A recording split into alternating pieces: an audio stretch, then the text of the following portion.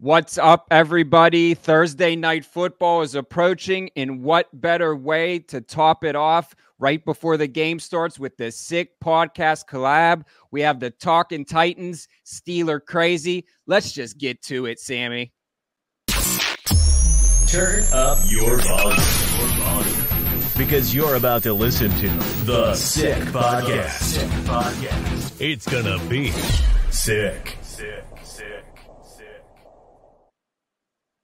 It's going to be sick. There you have it. Sal and Vinny, how are you guys?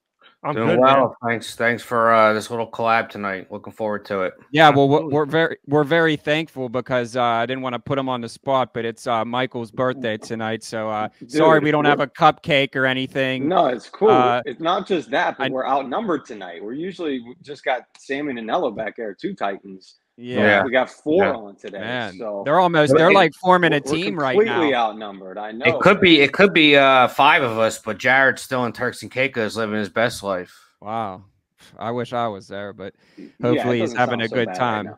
Right yeah, so I'll start it off. We were talking off air a little bit. Will Levis, Mr. Mayo himself, is getting the start. I know you guys are probably over Ryan Tannehill as Titans fans right now. This guy came in, he lit up the Falcons for 4 touchdowns. He has a cannon for an arm. How do you think that he's going to match up against this Steeler defense? We do have Cam Hayward. He just announced that he's coming back. This isn't the Falcons defense. You have one of the best generational talent, TJ Watt, on the other side of the ball. How do you see him faring against the Pittsburgh Steelers on Thursday night? Go for it. Ooh. Well, look at us both being gentlemen, But I guess I'll start. Listen, after last week's performance, Will Levis could put mayonnaise on anything he wants. I don't really care. There is no reason for us to believe that this week should be any different because we've convinced ourselves he's the best ever after just one game. I mean, did you watch the guy play? It was amazing. Yeah. But no, obviously TJ Watt is one of the best defensive players in the league. He's won the award, I believe, at least once. I'm sure you guys could tell me how many times he's been Defensive Player of the Year. But it's not going to be, sunshines and rainbows forever. Pittsburgh is a tough place to play. You guys have historically owned us there. I know it might not be as hostile as it is in New York or Philly, but I know you guys get rowdy too. So it's never an easy place to play. I expect a low-scoring, ugly game. I think we're going to devise a nice game plan for Will Levis. I mean, I love what they did last week. A lot of quick passes to set everything up, to get him, going, to get him in a groove. And I expect much of the same. And I'm not really as worried about Will Levis as I am our offensive line. We have been struggling on the offensive line for years now. It seems at times like we're getting it together, and then at times we look awful. And your defensive line, I believe, is the same reason why our team keeps us in a lot of games, and it's because of your defensive line. Titans fans, we love our line. I know you guys do as well, and it is for good reason because it is nasty. So I'm more worried about the offensive line, but like I said, because you guys can get after the quarterback, I expect a lot of quick passes to set everything up. I expect a big day out of Tajay Spears. I'll get into that later. Not as much Henry, but of course I'm worried about. Yeah, of course I'm worried about TJ Watt and Hayward coming back. Of course, of all weeks, it's this week. But yeah, I listen. Will Levis gave us all the reasons to believe last week, but it's not going to be that easy forever. And I like this though. It's a good test for a young quarterback off a big win. On a short week in a tough place against a team we haven't beaten in a long time. I like the challenge for young Will Levis. Yeah, I mean, I can echo a lot of what he said. I mean, realistically speaking, I think as Titan fans, we need to lower our expectations a little bit. Obviously, what we saw on Sunday was well above and beyond expectations or even our wildest dreams for that matter. So to expect Will Levis to show up on prime time in one of the toughest places to play in the NFL and drop another 4 tutties, I think that's unrealistic. But like I said, going into last week, what we need to continue to see out of him until he's comfortable in this league is not losing us the game. And that's essentially the opposite of what he did on Sunday. So things that Tannehill and Malik would do, which would lose us the game. Bad throws to the sideline, taking sacks that are unnecessary sacks. If you watch the last series against the Ravens in England, Malik Willis had to go out of bounds at the end of the game, down 10, and he just stayed, like he purposefully stayed in bounds, and I think that was the final straw with him. We just need to see smart plays like Levis made to not put us in bad down and distance situations. And he's been doing that with flying colors. So if he can do that Thursday night, even if he doesn't throw 4 touchdowns, even if he throws a pick here and there, if he trusts his arm, we can see that he trusts his arm, and he doesn't go out of his way to lose us the game, then we're going to continue to ride this cloud 9 that we're on, or as Vinny said, cloud 8. And we're just going to keep moving and keep trying to build around him. Fellas, the Steelers offense has been historically bad, but I think if you talk to Steelers Nation and a lot of people around Pittsburgh, certainly Jordan and I, we would tell you that our weakest positional group this season has been defensive backs, believe it or not. Leads me into D-Hop, man. This guy comes out of the grave last weekend, scores 3 touchdowns, his first 3 touchdowns of the season, of course, against the Falcons. Listen, he's had a decent year, 11 catches I saw a couple games ago. However, just lit it up with Levis at quarterback. Tell me where that came from and, him getting more comfortable in the offense. Yeah. No, go ahead, Sal. No, if you didn't mind, I would like to start on this one. I'll be very brief, though. What a lot of people need to realize, whether a Titan fan, not a Titan fan, casual football fan, we had a quarterback, arguably over the last year and a half, that was as unmobile as you could be, as what he appeared to be, terrified in the pocket, and really a guy who could barely even make a check down. I mean, Ryan Tannehill, since he got hurt last year, has just been abysmal in every single statistical category. And it's been proven even more so now this past Sunday that we didn't wake up D-Hop out of the grave. We just gave him a quarterback that can get him open. And that's when you have a guy that still has the speed he has, still has the hands he has. If you can get him open, he's going to reward you. And Will Levis obviously got him open because he was able to lead him 50 yards down the field, which Tannehill just can't do anymore. And it's okay. It's not a knock on him. But realistically speaking, I think you're going to see more improvement out of a lot of younger players with this kid if he continues to play the way he plays, because he's trusting his arm. And that's just something we have not had at quarterback. Really, even with Mariota at times, he never trusted his arm, and that was one of his biggest issues. So it's just the most refreshing thing to see, and that's the biggest reason why you're seeing these stars play like stars, because the quarterback's the most important position, and I think we can all agree on that. No, absolutely. And the reason why D-Hop came back from the grave is because he didn't have a quarterback who was playing from the grave, and that was Ryan Tannehill. Sal alluded to it. Jarrett, our counterpart, who isn't with us today, is on vacation still. Out of the 3 of us, was the only one who still thought Tannehill deserved a shot. I've been done with him even the year before we lost to the Bengals. We lost to the Ravens in the wild card round. We won the division. They beat us at home. And I thought to myself, we're not going to get any better with this kid. And yes, he was a victim of bad play calling and inadequate talent around him. We traded the best receiver in franchise history. So we didn't do many things to help him, but that was all the more reason to let him go, because he was never a guy who's going to win you a game on his own or elevate the play of the players around him. He needed talent around him to begin with, and we didn't do a good job at surrounding him with the talent or good play calling. That being said, I don't think D-Hop came out of the grave last week. I'm glad you corrected yourself. He has been targeted a lot this year and has had a solid year. I think even though he hasn't scored, he's had 2 games where the one game against the Colts, he popped off another game. I think he has around at this point probably 500 or 600 yards. So he's on pace for a solid year. Maybe it's not the D-Hop of old, but he can clearly still play. And Sal alluded to it with Will Levis not only revitalized that offense, he revitalized that team. When your quarterback is playing up to par, I mean, it elevates and motivates everybody from the team to the fan base to even Twitter communities. I mean, as I'm sure you guys can attest to that too. Usually it's divided at least a few different ways.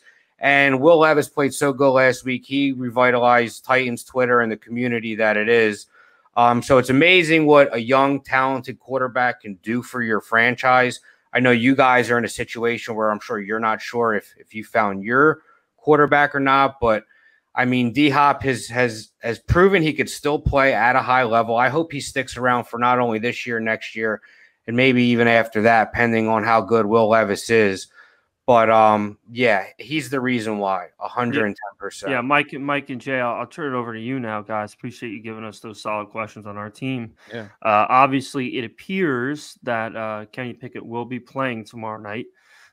So with that being said, what's your feeling on that? I mean, I don't know what the extent of the injury was last week. I don't know, if you're at a point now where you might actually trust Trubisky a little bit more at the moment. Where your guys' heads at with Kenny, and what have you thought of him so far leading up until this week? Yeah, JY. Yeah, I mean, it's tough, like, the rookie season, with all the concussions. And I'll be honest, like, I tweeted out earlier this week that I think that I've seen enough of Mitch Trubisky. I think that, he's a solid quarterback, a solid backup quarterback. But I was in the Mason Rudolph giving him a chance if Kenny Pickett couldn't go. I think the thing with Kenny Pickett is that he does have that it factor.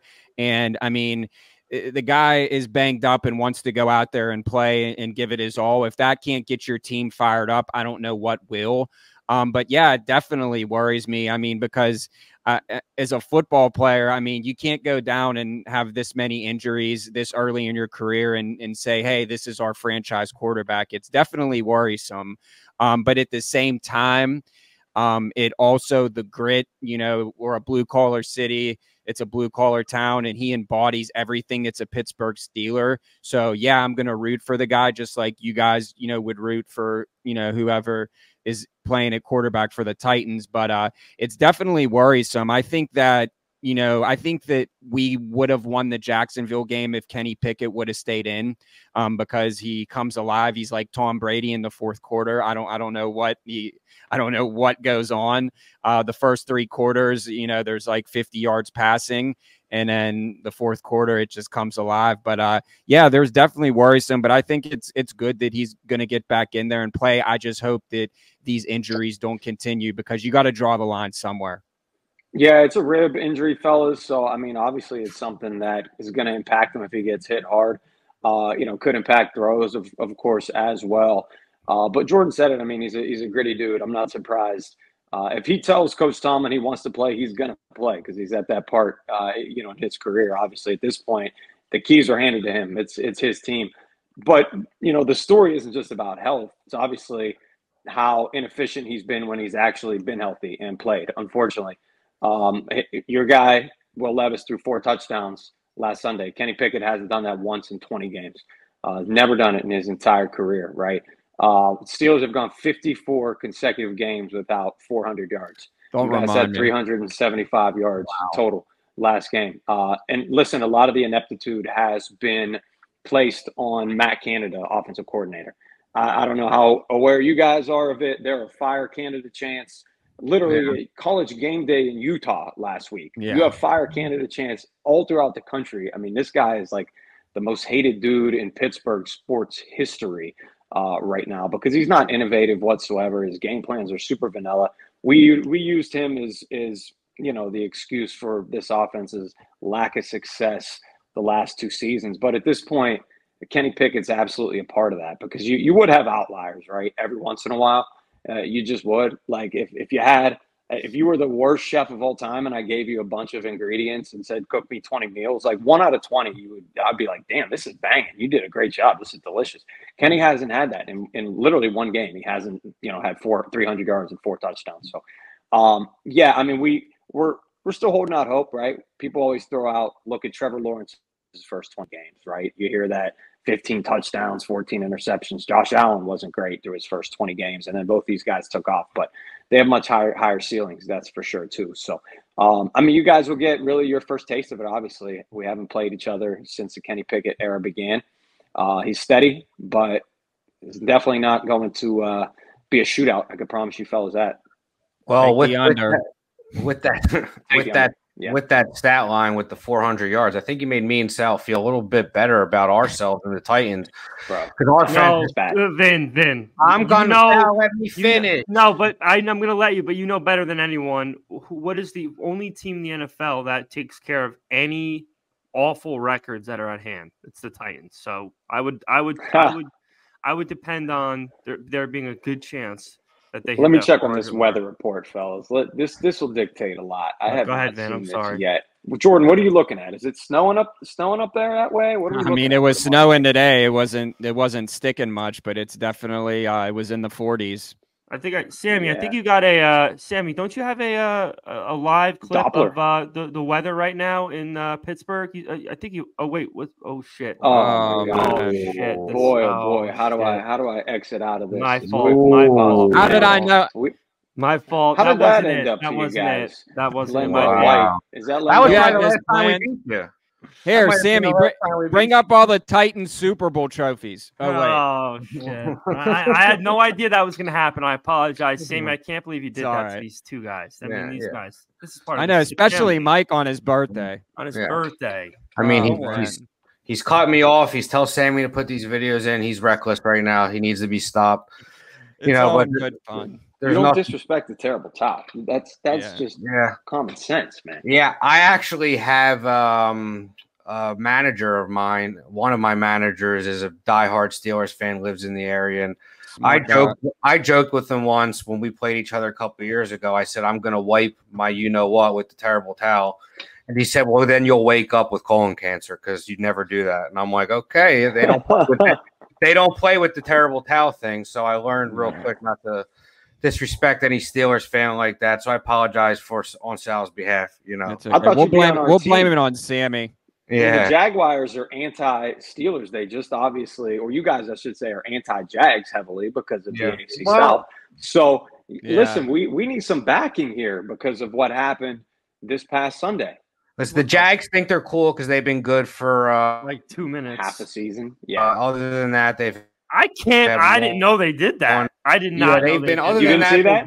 No, that's fucked up. No way. Yeah. Well, Trevor Lawrence before he was like saying like, oh, like they have little towels. He was actually kind of respectful, but obviously his teammates weren't because you've seen the clip there. So, but anyway, back. Sammy really did us like that. Back to before Sal cut me off. Which I have accepted your apology, Sal. I thought about it between now and then.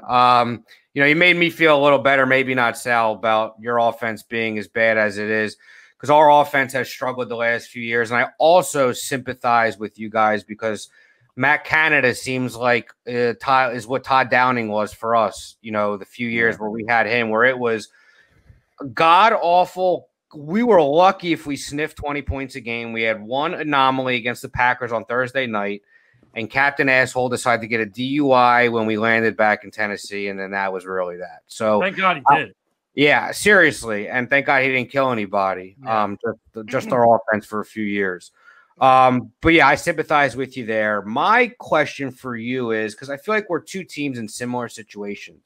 Good head coaches that have similar personalities, well-respected guys, defenses that are good, offensive that have struggled, but always going to be a tough out. There's been talk within Titans, the Titans realm, Twitter world, whatever you want to call it, that some people are starting to get frustrated with Vrabel, and they wouldn't be all that surprised if after 6 years, if we don't make it, to the playoffs this year, he's been here long enough, and we think maybe his time could be up. There is some people that feel that way. Steelers fans are all over the place. I know a handful of them. I think some of them feel the same way about Tomlin as some Titans fans do about Vrabel. How do you guys feel about Tomlin? What's your frustration level with him? In the staff as a whole, because we've heard he has the same kind of loyalty as Vrabel. He's stubborn in who he hires and who he brings in, and it's always internal. How do you guys feel about, your situation? Because I feel like we're going through similar things at the moment with our staff as well. Yeah, I mean, I'll take it, Jordan, to start. Definitely the large amount of frustration stems from him keeping Matt Canada on staff, right? He has certainly enough pull where he's making that decision or is a huge factor in making that decision. Canada actually recruited his son to play college football at Maryland. So they're close. They're super tight, which obviously impacts, much more than a professional relationship. With that said, I'm team Mike Tomlin all the way.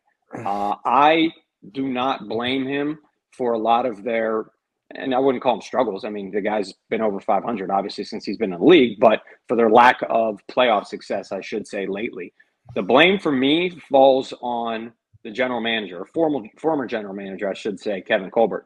And I'll tell you why. Because his recent history of first-round picks, man, Tomlin has not been able to turn this chicken shit into chicken soup. I'll rattle off some names for you, all right? Jarvis Jones, okay, is a first-round pick. Artie Burns, his cornerback, is a first-round pick. Halloween's over. Yeah, I'm sorry. Halloween is over. I'll give you a couple more. So Devin Bush is a first-round pick. Wasn't he good for like a second? So he was decent rookie year, and then after the torn ACL, he's banged up. I mean, you could kind of guys have come back from torn ACLs, but after that, I mean, he was mush. He was literally one of the worst inside linebackers in football. So your guy, who actually was not bad in Pittsburgh, but I'm sure you didn't love him in Tennessee. Tell me, how do you feel about Bud Dupree? I just got to ask. Oh, I mean, we liked it when he was on the field, but that's about it. He was productive when he played, but the greatest ability is availability, and he wasn't available often. And interestingly enough, you just got Terrell Edmonds as well, who was another first-round pick of the Pittsburgh Steelers. Who signed for peanuts with the Eagles this past season. So for me, it's always a clear tell, like when these guys leave the Steelers, outside of Bud Dupree, when other teams are giving them peanuts. Bush signs for nothing. Jones is out of the league, right? So it's not like these guys went to other places and became good. That to me is a tell that they, coaching maxed out on them. So Tomlin's a great coach. He's a good football mind. He's getting a little bit left behind because of how the game has changed in terms of offensive head coaches just taking off, right? Every Super Bowl the past handful of years is from McVay to Zach Taylor with the Bengals to Arians. I don't have to tell you guys, to Sirianni last year and Andy Reid, of course. So these defensive coaches, man, they're not in vogue anymore. They're just not. Like it's a Mike McDaniel type league at this point. You just gotta be blunt about it, right, Jordan? Yeah, I mean, I'm definitely a big Tomlin guy. I will say this, though. I just think that at some point you have to be on the hot seat in the way that the Steelers are. I think it was 3 coaches in the entire franchise history. So it's like it's really who's going to light the fire. I feel like, the Rooneys are the ones, but at the same time, it's like I think that they're all in cahoots with each other. So I think that the fan base is the most unhappy because, we preach that the standard is the standard. Obviously, Mike said it. Mike Tomlin's never had a losing season. We know how tough it is to win in the NFL. Like, we have 6 Super Bowls. And not to bring this up, but it's a good analogy, is that, your franchise has none. So imagine just getting 1 Super Bowl, what that would feel like. The Steelers are lucky enough. He's got one. Yeah. And a lot of people say, it was with Cowher's players, but at the same time, you play the season, it doesn't matter. He was the coach and he won the game. That's what matters. But I just think that something needs to happen eventually because, we preach, there's literally a sign at Acrisure Stadium that says the standard is the standard. And you can't keep saying that. And if the standard is just being 500, then that's not really a standard. Yeah. But I will say that Mike Tomlin is, I think he's, a top 5, top 10 coach in the NFL. He's great. Yeah. I mean, speaks for himself. I'll go to bat for him. I appreciate you guys too. I'll throw it over to you guys. We'll hit you with 1 or 2 more things, and then I guess we'll give some predictions and jump off here. We've gone 24 minutes, and the name Derrick Henry hasn't even been said. So that's probably a record on any Titans podcast and in history, I would imagine. Obviously, hot trade deadline rumors out there flying around. He stays in Nashville. I'm sure you guys are excited about that. That's a guy that I feel like he's just going to be rumbling, bumbling, stumbling until he's 66 years old out there somehow. Yeah. He'll be like Frank Gore to the ground. Yeah, literally. Adrian Peterson played forever. Tell me about Henry right now. How are you guys feeling about him still being there? Well, I'm staring at his jersey, his signed jersey, right in front of my face. I mean, he's the first player I would say to bring back the Eddie George type memories for me. I was at the playoff game in Baltimore when he ran for 200. Sal and Jarrett were at the game in New England. I mean, he has given us memories that'll last a lifetime, and I love that he has always wanted to be here. Just a class act, a great player, and I hope he retires a Titan. Has he seemed like he's maybe lost half a step? Maybe half a step. He might not be the same player he's been. But guess what? Last year he had the quietest 1,900-yard all-purpose season I think no one talks about. At least 10, 12, 13 touchdowns I think he had too. This year he's still on pace for like 1,200 yards, 6, 7 touchdowns. So it's funny that, people are saying he's fallen off, and he's going to have a year that would be an amazing year for most running backs. His word in the reins, Did you lose me for a second? All you guys went for a second you did, but we're good now. Yeah, I mean, listen, he's phenomenal. I want him to be here forever. I'm glad he didn't get traded. I wouldn't have been surprised if it did happen. It would have broke my heart. But, I mean, listen, we lost Kevin Byard this past week. I mean, it's a business. And very rarely does one player play everywhere forever. But we have a rookie in Tajay Spears, who I spoke about earlier. I think he's going to get a lot of action this week. We drafted him in the 3rd round. He's been statistically one of the best, I think the best rookie running back this year. There's some stat I sent Jared and Sal today on Twitter that was tweeted out by some account. But he's been great. He can catch the ball. He's elusive. He's tough. I think he will get more action than people think this week. One, it's a short week. Henry had 22 carries last week. He's probably still sore. I think Tajay Spears touched the ball 4 or 5 times last week. He's fresh. I alluded to the fact that we need to get the ball out quickly. Derrick Henry can catch the ball. It's not his specialty. It's Tajay Spears' specialty. I think we'll see him in the backfield a lot, catching a lot of passes. I expect, both backs to get between the 12 to 15 to 18 touch mark. I think we're going to run the ball around 30 times. It's going to be pretty close to a 50-50 split. But as far as Henry goes, man, he's up there, I think, on every Titans fan's top 5 of all time. And, I hope he's here. I hope we re-sign him to a team-friendly deal next year because this is the last year of his deal. But I'm ranting and raving about our boy. I'll let Sal do the same. No, I'm just he's got a quarterback. I'd like to see him have a quarterback that people fear for once in his career. He's never had it. And you could say whatever you want. Even at Tannehill's best, nobody feared him. He was just a guy that was able to get it done. So if Levis has it and we keep him around for a little bit, I'd love to see what Derrick Henry can do with a guy who you have to fear through the air. So that's something also to look into. First game wasn't too shabby on Derrick Henry's end with a guy who could throw. I think he averaged about 4.5 yards a carry, which is kind of normal for him. But again, once these defenses realize that they got to worry about Levis over the top, I think he's going to really reap the benefits from it. So I hope that starts Thursday night, unfortunately for you guys, but I genuinely do. So, and I don't know. I'll throw it back to you real quick before we go to predictions. How do you think the loss of Minka is going to affect this game at all? I know you guys picked somebody up from Detroit yesterday or something along the line. So D-back, how's all that looking? How's that going to fit into play? Jersey's finest, Minka Fitzpatrick. Yeah. It's going to hurt. I mean, he's elite, one of the, top 5 safety, obviously, for my money in football.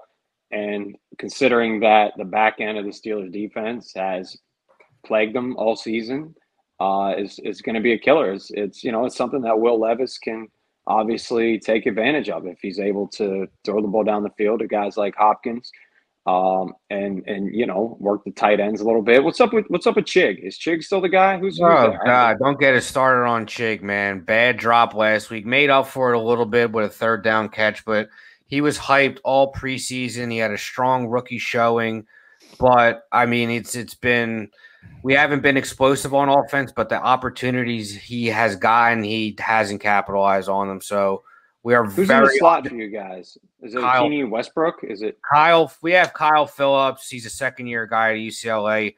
Hurt a lot last year, hurt this year. The staff loves him because we give him every chance in the world. But we'll move players all over. We'll have Hopkins in the slot, Nick Westbrook, Jared's favorite receiver. But yeah, we move guys all over. But it's Chig has been underwhelming, and all Titans fans are a little surprised and frustrated with him so far into his 2nd year. Yeah, it's very elusive. His hands are just his hands are inconsistent. He's a freak athlete. You want to get him the ball, but I mean, he dropped a bad wide open pass where it would have been at least a 40, 50-yard gain, if not a touchdown. Yeah, but then he made a great third down catch. So he usually evens out, but at the end of the day, we need more out of him. We were talking Pro Bowl for him coming into the year, and it's far from it. And then it doesn't end there. Wiley, we need more out of our tight end group, all the way around. So he was a sexy fantasy name, that's for sure. And I think he's let me down in at least one of my millions of leagues. But yeah, I mean, it's going to help the Steelers then that Minka doesn't need to be on a George Kittle or a Travis Kelce. But I think at the end of the day, I mean, there's not much to say, Jordan, other than it's awful. He's elite. Yeah, I mean, he's a guy that, the leader. I mean, I would say that Cam Hayward is the heart and soul of that defense, so getting him back is going to be huge. But if we're just talking talent-wise, losing Minka Fitzpatrick is going to be it's going to be devastating. Is it for the year?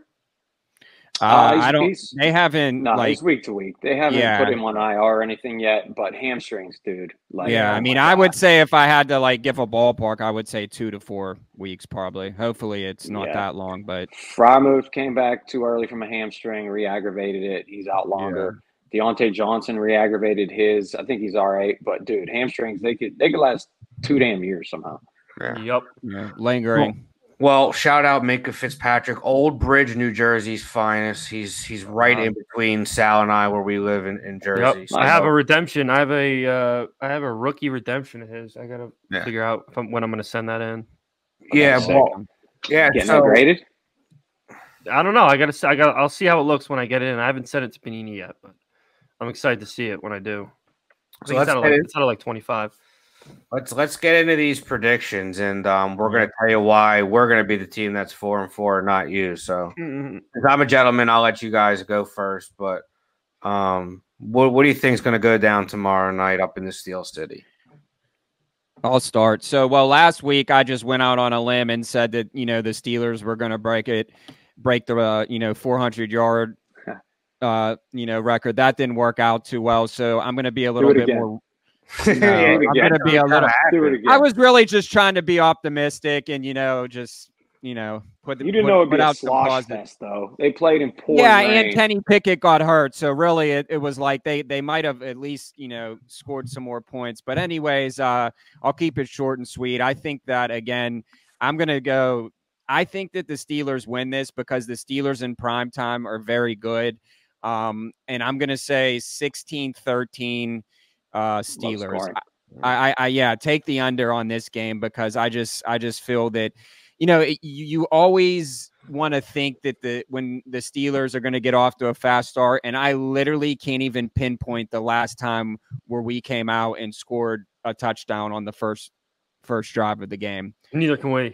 So yeah, I mean our teams are very similar. That's why I said 16-13. And if I was being an analyst and a realist and not a homer, obviously I'm always going to go with the Steelers. But we always say we're trying to be unbiased on our podcast, and so I think it could flip either way. I think it could be 16-13 Titans, or I think it can be 16-13 Steelers. But I'm going to go 16-13 Steelers as long as Kenny Pickett can play all 4 quarters and hopefully, injury free. So I'm going to say 16 and a George Pickens touchdown again. I like it, man. Screw 400 yards. We're going for 500. Come on now. It's the Titans defense. You must be you'll be sleeping. No Kevin Byard. No, it's going to be a hard fought game. Crappy conditions. Jordan made a great point. Pittsburgh is great in prime time. Like that's not something you can quantify. It's not on the field, obviously, but you look at the stats. Mike Tomlin has like a 90 win percentage. It's absolutely insane. I was going to hit you with one more thing that I saw.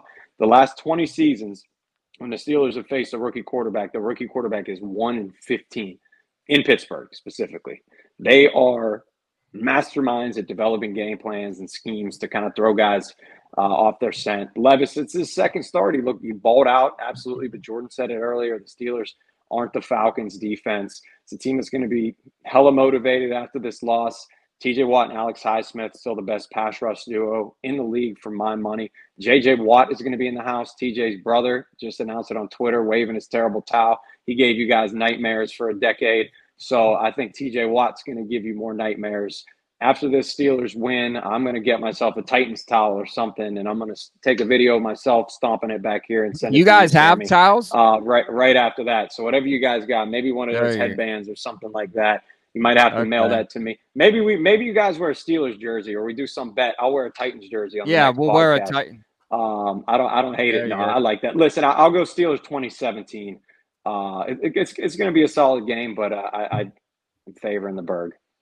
Oh, well, the disrespect to William Donovan Levis by the 13-point prediction.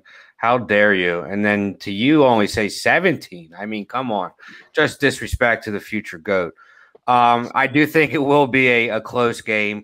Watch what you wish for, though, buddy, with the Titans defense. I think you said, come on, this is the Titans defense. Let's look at that Falcons tape last week and how we got – it is our weak point, but guess what? Our defensive line makes up for it. Jeffrey Simmons is a problem. Jeffrey Simmons, in my opinion, is the second best defensive tackle in the league to Aaron Donald. You can argue 3 or 4, but he's definitely top 5 in my opinion. He's number 2 and will be number 1 soon.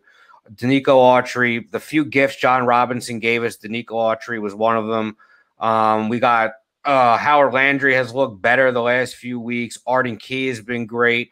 And then a Pittsburgh guy himself, Pitt Panther, Rashad Weaver, has shown some flashes as well. So this defensive line is nasty. I do expect it to be a close game. I'm going to say that we are going to win 24-17. I believe the Titans are going to ride that momentum. I think we're going to devise a good game plan. And, I think you said 1-15 the Titans are against the Steelers. Well, I talked about the law of averages before the show. Eventually, we have to buck the trend, right? So you're about to be 2-15. I think that's just rookie quarterbacks. It was it's just rookie quarterbacks against the Titans in the last 20 years. Well, I believe the law of averages, but it might be 1-15 with the Titans anyway. I mean, it probably is. That video Sal put up is probably the last time. The one that Sammy put up that Sal told him to. I had no part in that. No disrespect to you guys. Might have been the last time we beat you, but either way. I think the Titans, you guys have owned this as of late. I think we buck the trend tomorrow night. We ride the momentum. I think you guys are just at a disadvantage right now without Minkah Fitzpatrick. You said J.J. Watt. Well, you might need him by the end of the game to come down from the stands and help out little brother, because I think the Titans finally get you guys at home 24-17. Salvatore, What are we thinking? That was my exact score prediction. I swear to God. So I'm not great minds. Great minds. Yeah, 24-17. Listen, another thing I got to correct. I mean, not really correct, but the Falcons defense was nothing to really laugh at. I mean, as far as yards a game, they're top 6, I believe. They give up less than 200 yards a game average. So they're pretty stout, or I should say passing. They give up under 200 yards passing. So their secondary has been decent, and Will Levis carved it up. So that's what's going to – obviously, there's no way I can get off this wave that I've been riding for the last 4 days as far as what the future with Will Levis is going to be. So I'm going to stick with 24-17. I think we're going to have a bend, don't break defense. You might put some yards on us, but I think our defense holds their own in the red zone, and we take advantage of a little banged up Kenny. Kenny that even when healthy hasn't been anything to go crazy about. I still like his size. I still like his intangibles. I think he's the future regardless, but I still think he has some growing pains to go through. Even Josh Allen, like you look at his stats, first 2-3 years, he was really sluggish, didn't have a ton of talent around him. You can make the argument that Kenny has some decent talent around him, but I still think he's going through it. And I think Levis's momentum is just too crazy to ignore. So 24-17 Titans. But I do give Pittsburgh a chance to still sneak into a wild card. I think I like their roster. I think they have a lot of leaders on that team. It's just going to have to come together on offense for you guys. But what about you guys? You give yourself a chance to sneak into a wild card? Yeah, sure, I think we still have a shot at the division. I genuinely think so. 4 or 5 teams fighting for those last 2 spots. It'll be per usual. Now, whoever doesn't win the North, so say Baltimore wins, I think Cincy and Pittsburgh will be in fighting for that spot, as will Tennessee, as will either Buffalo or Miami. I don't think the Chargers are going to go away. There's going to be 4 or 5 teams fighting for those last few spots. And just like you guys don't seem to ever go away, I think we kind of have that mentality as well. It's never going to be an easy out. 2 very similar teams. Yeah, we're gonna be in it a lot, and that ball bounces, funny ways. and sometimes it goes your way and sometimes it doesn't. And that'll be the difference between, 9-8 or 8-9 or 10-7 or 7-10, and the difference of making it, into the playoffs or not. But yeah, after last week, Will Levis is definitely, his play has talked us off the ledge for sure. And the fact that we didn't trade Hopkins or Henry, I think, shows the front office's confidence in the fact that, with this team intact as is, that, the division might be a little bit out of reach. Jacksonville seems like they're for real and they have a few game lead on us, but that wild card twice. Spot, yeah. I mean, listen, after what they did last year, anything's possible.